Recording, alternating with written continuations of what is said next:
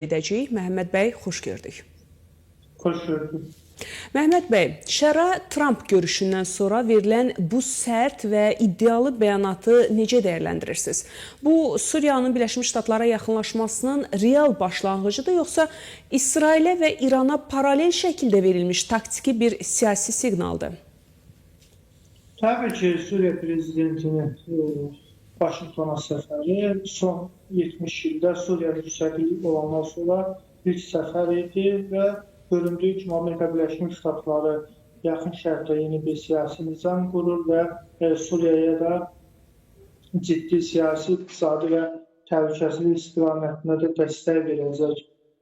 Təbii Suriyanın da əsas problemi ondan ibarətdir ki, İsrail Suriyaya hücumları tam dayandırsın və Qolan təpələrinə əlavə Suriyanın cənub istiqamətlərində müəyyən ərazilərdə öz hərbi mövqelərini gücləndirir və bu istiqamətdə müəyyən irəliləyişlər əldə edir və buradan çıxsın. Həmçinin Qolan təpələri ilə də bağlı İsraillə və Suriya, xüsusilə İsrail Suriyana danışıqlara getsin.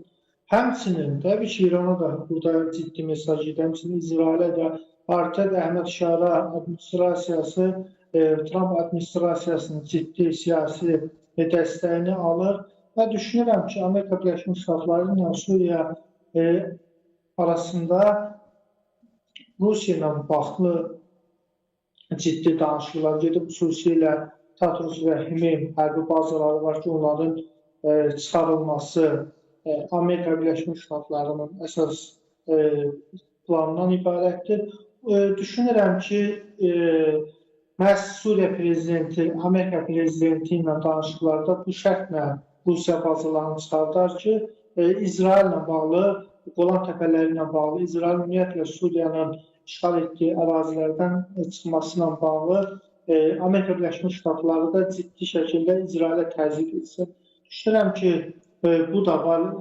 Əhməd Şara görülür ki, Trump administrasiyasından Trumpdan ciddi siyasi dəstək alıb. Həmçinin İran, Hizbullah vasitəsilə də yenə də Suriyanın daxilinə, xüsusilə Ərəblərin yaşadığı ərazilərdən yenidən Suriya hökumətinə hərbi təzyiqlər etməyə çalışır və